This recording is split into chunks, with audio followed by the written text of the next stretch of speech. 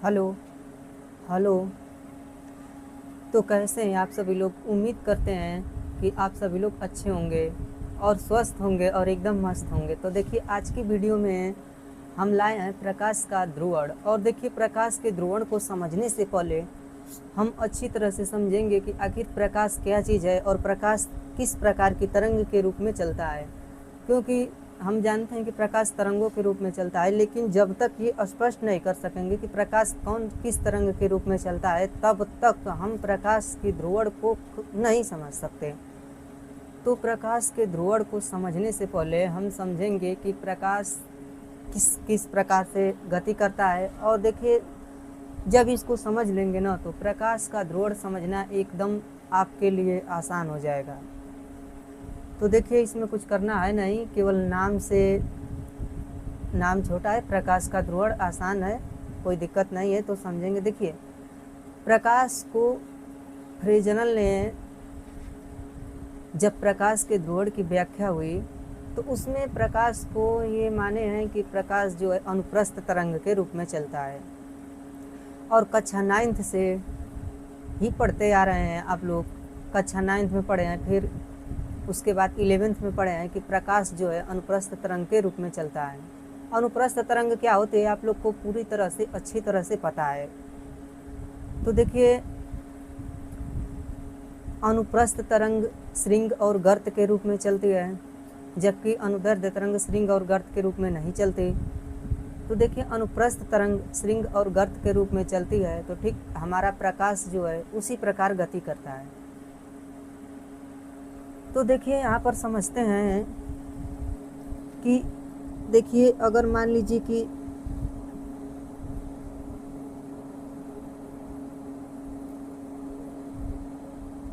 ये अनुप्रस्थ तरंग कुछ इस प्रकार से गति करती है।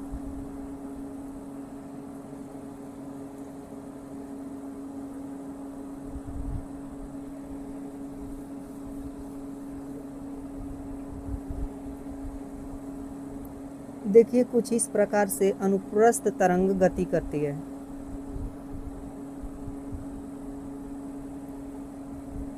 देखिए, सबसे उचले बिंदु को श्रृंग कहते हैं, उच्चतम बिंदु को, और सबसे निम्नतम बिंदु को गर्त कहते हैं।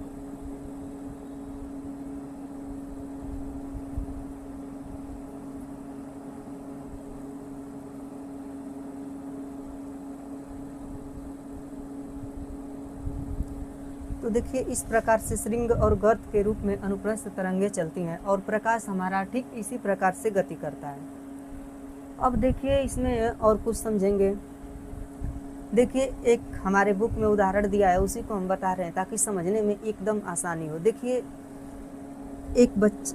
यहाँ से एक डोरी लेते हैं या रस्सी, और इसको यहाँ पर क्या करते हैं कि बांध देते हैं इसको, और यहाँ से इसमें अनुप्रस्थ तरंग कंपन करते हैं, अनुप्रस्थ तरंग देते हैं इसको। देखिए, रस्सी लेकर के आप लोग खेले होंगे, उसको जब इधर उधर ऊपर नीचे करने पर इस तरह से कुछ गति करती है, कुछ ऐसे ऐसे उसमें लहरें बनती हैं, और वो लहरें क्या होती हैं? अनुप्रस्थ तरंग होती हैं। अनुप्रस्थ तरंग की परिभाषा सब कुछ आपको पता है, बताने की ज़रूरत है नहीं। तो देखिए, यहाँ से इस तरह से अनुप्रस्थ तरंग गति कर रही है, इधर श्रृंग और गर्त के रूप में जा रही है। सबसे उच्चतम बिंदु को श्रृंग, सबसे निम्नतम को गर्त, फिर सबसे उच्चतम को श्रृंग, सबसे निम्नतम को गर्त कहते हैं। अब एक बंदा कह रहा है इसमें यहाँ पर कि अगर हम क्या करें कि इसको यहाँ पर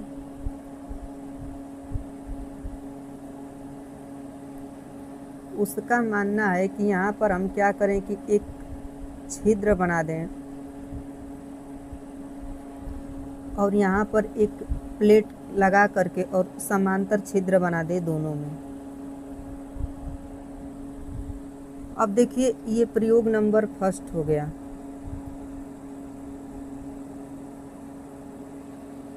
अब यहाँ पर देखेंगे प्रयोग सेकंड में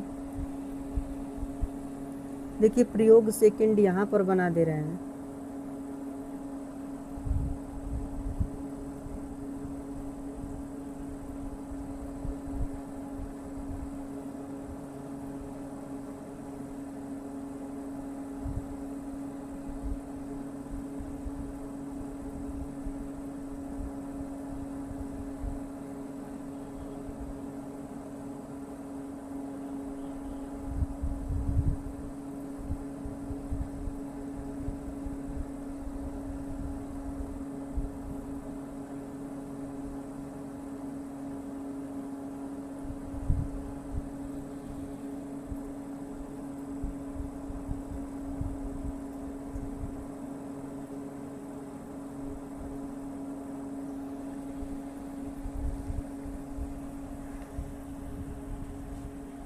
देखिए यहाँ पर कह रहा है कि अगर अनुप्रस्थ कंपन इस रस्सी में दिया जा रहा है तो ये जो बनाया गया है 1 और B गत्ता लगाया गया है, इसको काट दिया गया है, समांतर छिद्र कर दिया गया है। तो इसमें से अनुप्रस्थ तरंग पहले वाले से इसमें से गुजर जाती है और अनुप्रस्थ तरंग क्या करती है कि चलते चलते चलते चलते रस्सी के माध्यम से सेकंड से भी गुजर जाती है और डायरेक्ट यहाँ पर चली जाती है। मतलब एक बिंदु से दूसरे बिंदु पर अनुप्रस्थ तरंग चल जाती है। अब एक प्रयोग होता है यहाँ पे, ये क्या करता है कि दूसरे वाले गत्ते को घुमाना चालू कर देता है और घुमा करके दूसरे वाले गत्ते को, देखिए इस प्रकार खड़ा था ऊर्ध्वाधर, अब इसको क्या कर देता है कि इसको क्षैतिज दिशा में कर देता है। ऊर्ध्वाधर है ये वाला, अब इसको घुमा करके क्षैतिज दिशा में कर देता है और जब क्षैतिज दिशा में कर देता है यहाँ पर पहले वाले के लंबवत कर देता है तो अनुप्रस्थ तरंग के कंपन जो है दूसरे बिंदु पर नहीं पहुँच पाते हैं। ए है, बी है, अगर इसको ए मान लिया जाए, इसको बी, तो देखिए जब इसको घुमाना चालू कर देता है, घुमा करके पहले वाले गत्ते के लंबवत अगर कर देता है तो छिद्र में से जो गई है रस्सी उसमें अनुप्रस्थ कंपन नहीं पहुंच पाते हैं, क्योंकि अनुप्रस्थ कंपन यहाँ पर सीधा पहुंचते हैं, एकदम सीधा रस्सी दिखाई दे रही है, नहीं पहुंच पाते हैं।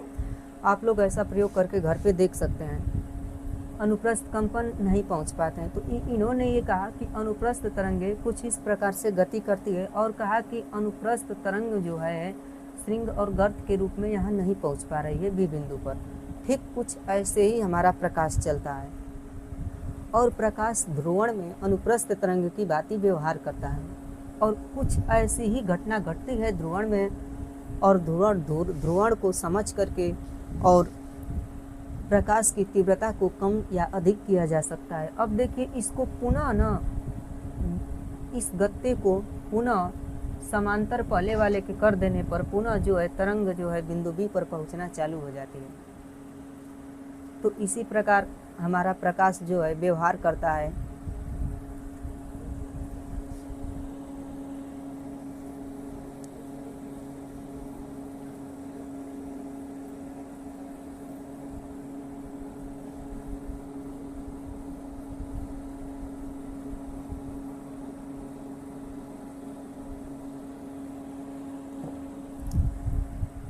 तो देखिए अनुप्रस्थ तरंग को आसानी से समझ लिए।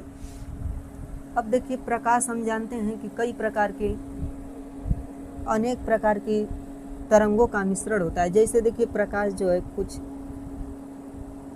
यहाँ पर बताए हैं कि प्रकाश जो है किस प्रकार चलता है अनुप्रस्थ तरंग के रूप में, कुछ इस तरह से।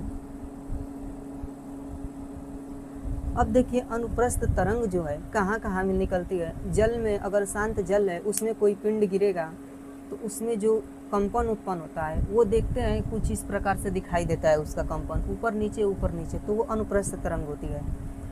गिटार से सरस्वती माता का जो गिटार होता है उससे जो, या बिंजू जो बजाते हैं उससे जो तरंगे निकलती है वो भी क्या है, अनुप्रस्थ तरंग होती है। तो देखिए कुछ इस प्रकार से व्यवहार करता है और हम जानते हैं कि प्रकाश जो है कई तरंगों का मिश्रण है। अब कुछ अलग से ऐसे चलती हैं, कुछ इधर से चलेंगी, ये कहीं पे, फिर एक और प्रकाश कुछ इस प्रकार से। श्वेत प्रकाश में अनेक प्रकार की तरंगे होती हैं, कुछ ऐसे चलेगा, अलग अलग सबका आयाम होगा ना।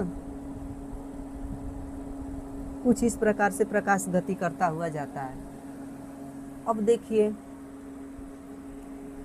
अगर हम यहीं पर बात करें कि एक ऐसा सिस्टम बनाते हैं हम लोग प्रकाश को के ध्रुवण को समझने के लिए टूरमैलीन का प्रयोग करते हैं। तो देखिए, टूरमैलीन का प्रयोग इसमें वीडियो में बताया नहीं जाएगा, थोड़ा सा इसमें बता दे रहे हैं केवल परिचय देने के लिए। आगे खूब अच्छी तरह से समझेंगे कि प्रकाश का ध्रुवण क्या होता है और टूरमैलीन क्या चीज़ होता है और किस प्रकार से प्रकाश के ध्रुवण को, किस प्रकार से प्रकाश को अलग किया जाता है ध्रुवण को। तो देखिए यहाँ पर ये तो ठीक है। अब देखिए, अगर हम यहाँ पर एक टूरमैलीन ऐसा चीज़ होता है, एक बनाया गया रहता है कि वो प्रकाश को क्या करता है, जैसे अनेक प्रकार की तरंगें हैं। अगर हम टूरमैलीन को सामने रख दें, यहाँ पर मान लीजिए कि टूरमैलीन कुछ इस प्रकार से होता है। अगर इसको सामने रख दिया जाए प्रकाश के, तो कुछ इस प्रकार से उसमें छिद्र बनाए रहते हैं और जो अगर लंबवत इसके समांतर जो तरंग जाएंगी, केवल वही सिंगल तरंग ही बाहर निकलेंगे और अलग तरंगे नहीं निकलेंगे। तो चलिए इसको बाद में समझेंगे। कुछ इस प्रकार से प्रकाश गति करता है और टूरमैलीन की सहायता से इन अलग अलग तरंगों को निकाला जा सकता है और अलग अलग तरंग की अलग अलग तरंगदैर्ध्य की गणना की जा सकती है। और कहीं अत्यधिक प्रकाश तीव्र हो तो उसको टूरमैलीन लगा करके और प्रकाश की तीव्रता को कम किया जा सकता है। तो देखिए, आज की वीडियो में बस इतना ही। बाकी अगले वीडियो में टूरमैलीन की सहायता से प्रकाश का ध्रुवण को समझेंगे और अच्छी तरह से जानेंगे, देखेंगे कि प्रकाश किस प्रकार से। देखिए, टूरमैलीन की सहायता से ही प्रकाश को सिद्ध किया जा चुका है कि प्रकाश की तरंगें अनुप्रस्थ होती है।